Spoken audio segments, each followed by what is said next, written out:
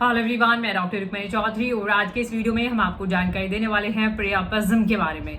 देखिए, और uncommon disorder है, यानी बहुत कम देखे जाने वाला। डिस्कस करना बहुत ही जरूरी है क्योंकि जो है इसके कॉम्प्लिकेशंस बहुत ज्यादा देखे जाते हैं। तो आज का पूरा वीडियो प्रियापिज्म से ही रिलेटेड रहेगा कि ये प्रियापिज्म क्या कंडीशन है और कैसे ये होती है, क्या इसके नुकसान कॉम्प्लिकेशन होते हैं, और अगर आप इसको ट्रीट नहीं कराते हैं तो कितना कॉम्प्लिकेटेड ये कंडीशन है, कि मेडिकल इमरजेंसी ये कंडीशन हो सकता है। तो आइए शुरू से पहले हम बात कर लेते हैं कि प्रियापिज्म क्या है। What is priapism?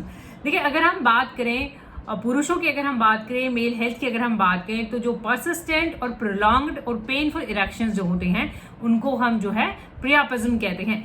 यानी प्रोलॉन्ग्ड, बहुत लंबे टाइम तक इरेक्शन होना, पेनफुल यानी होना, पेनफुल होना, और इनवॉलेंट्री देखा जाता है, यानी कि विदाउट सेक्सुअल अराउजल अगर कोई इरेक्शंस होते हैं, इनवॉलेंट्री इरेक्शन जिनको हम कहते हैं, तो वो एक प्रियापिज्म का केस बन जाता है। और यूजुअली प्रियापिज्म डायग्नोस किया जाता है जब आपके इरेक्शंस परसिस्टेंट होते हैं, फ्रीक्वेंट होते हैं, इनवॉलेंट्री होते हैं और वो लॉन्ग लास्ट करते हैं।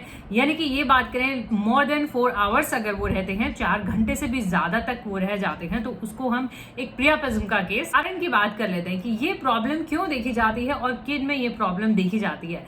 वीडियो के लास्ट में हम एक केस के बारे में भी बात करेंगे। प्रयागराज का केस हुआ है तो उसके बारे में भी बात करने वाले हैं।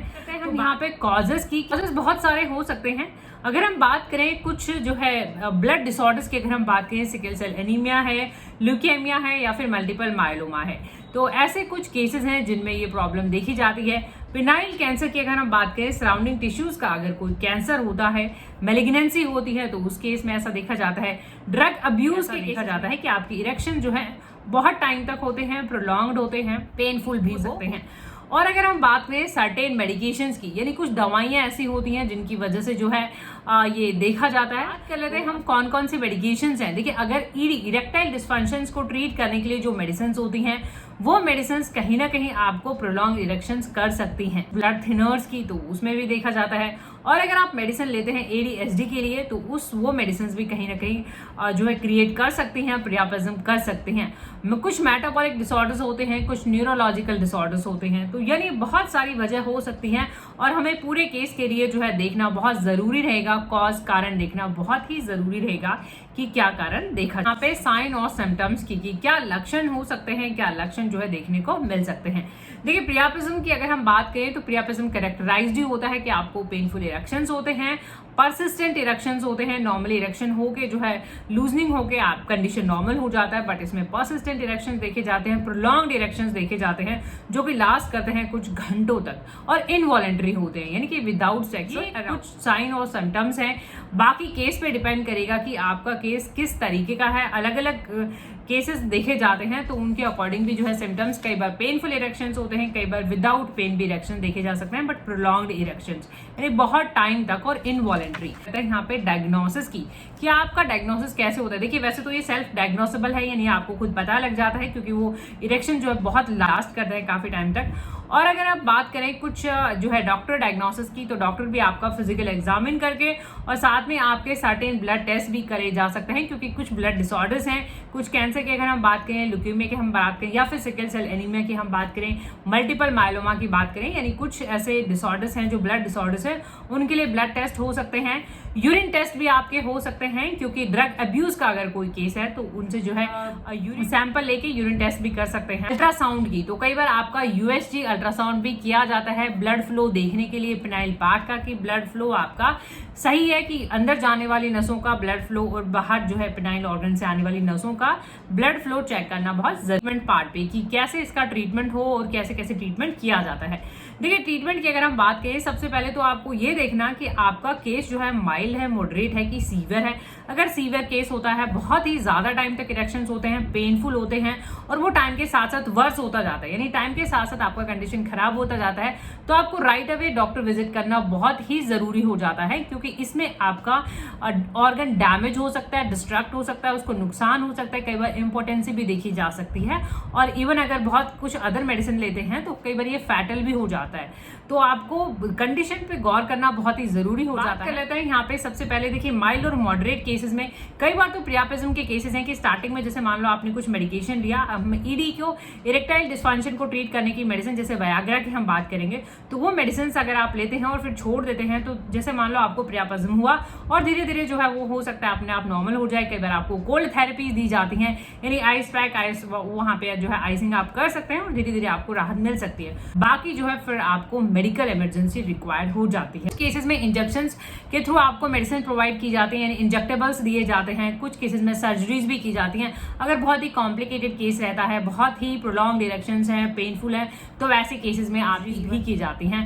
इसकी हम यहाँ पे बात कर लेते हैं। अभी प्रयागराज का एक केस है आई गेस, और तो उसमें भी यही था कि यंगस्टर्स, देखिए ये मेन पर्पस वीडियो का अवेयरनेस पर्पस से है कि आप ऐसे ही कोई भी मेडिसिन पॉप अप ना करें, कोई भी रैंडम मेडिसिन ऐसे ना लें, और डोज का हमेशा ध्यान रखें। हम हमारे व्यूअर्स और पेशेंट्स को हमेशा ही ये सेफर साइड रहने के लिए हमेशा बताते हैं कम डोज से मेडिसिन स्टार्ट करें, बहुत हैवी डोज में बिलीव ना करें, स्ट्रॉन्ग में बिलीव ना करें। विद टाइम अपनी बॉडी को सुने, हर एक केस के अकॉर्डिंग जो है मेडिसिन का डोज डिस्ट्रीब्यूट किया जाता है। बॉडी वेट है, हाइट है, हम भी आपका केस लेते हैं तो ये सारा सब कंसिडर करते हैं, क्योंकि इन पे आपका मेडिसिन पोटेंसी, मेडिसिन की डोजेस डिपेंड करती हैं। तो किसी के कहने पे कोई भी रैंडमली मेडिसिन जो है आप यूज ना करें। तो हम बात कर लेते हैं एक केस की, जो अभी एक केस हुआ है। देखिए यंगस्टर जिन्होंने की जो है वयाग्रा को रैंडमली ऐसे पॉपअप करा और फिर उनका सेम केस हो गया प्रियापज्म का, यानी कि involuntary prolonged erections land up हुआ सर्जरी में। तो केस लैंड अप हुआ सर्जरी में, यानी बाद में सर्जरी की तरफ हेल्प लेनी पड़ी। तो बात यही रहेगी कि वयाग्रा के बारे में थोड़ा यहाँ पे डिस्कस करेंगे। लेकिन नॉर्मली क्या होता है, थोड़ा सा ये डिस्कस है नॉर्मल इरेक्शंस की यहाँ पे बात कर लेते हैं।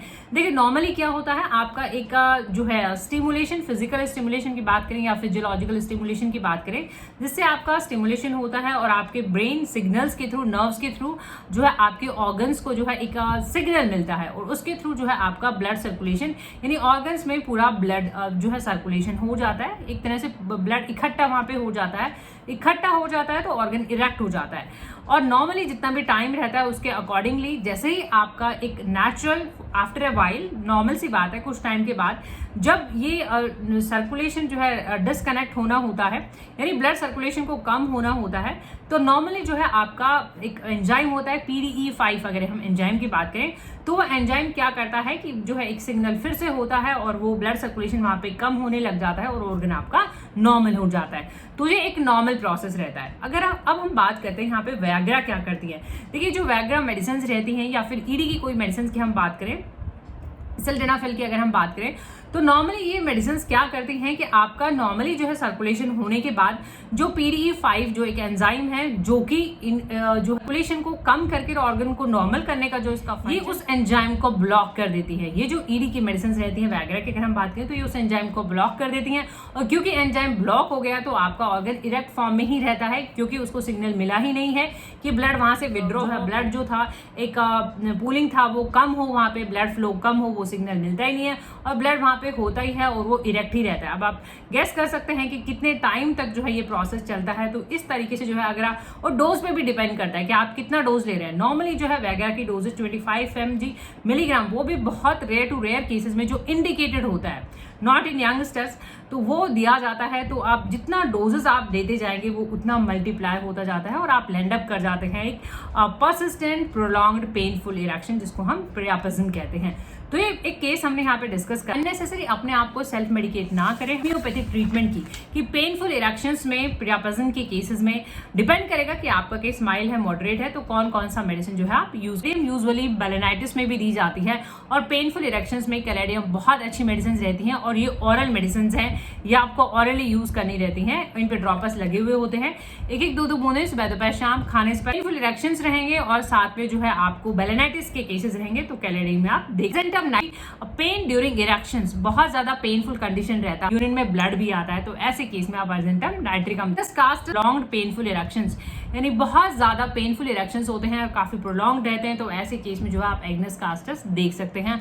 और एग्नस कास्टस में नो इजैकुलेशन, यानी कई बार ऐसे भी देखा जाता है कोई इजैकुलेशन होता ही नहीं है, तो ऐसे मेलिफिका, देखिए एपिस मेलिफिका आपको तब दी जाती है जब अगेन आपको बेलेनाइटिस का यानी स्वेलिंग का केस है, पेनफुल जो है इरेक्शंस अगेन होते हैं, तो पेनफुल स्वेलिंग बेलेनाइटिस के केसेस में आप एपिस मेलिफिका भी देख सकते हैं। यूरिन में बहुत ज्यादा बर्न, अर्निका मोंटाना की, देखिए अर्निका मोंटाना एक ऐसी होम्योपैथी मेडिसिन है जो आपने इंजरी में एक्सीडेंटल कोई केस है, ट्रॉमा है, तो ऐसे केस में अर्निका मोंटाना ले सकते हैं, काफी अच्छा मेडिसिन रहेगा, एक एक दो बूंदे सुबह दोपहर शाम केस पे हमेशा डिपेंड करता है आपका वीडियो आपकी मदद कर सके। वीडियो आपको इन्फॉर्मेटिव या नॉलेजेबल लगे तो प्लीज आप वीडियोस लाइक और शेयर जरूर करें। चैनल पे नए हैं तो चैनल को सब्सक्राइब करें, बेल आइकॉन घंटी जरूर दबाएं अपडेटेड रहने के लिए। Thank you for your time, keep watching, keep supporting, thank you so much.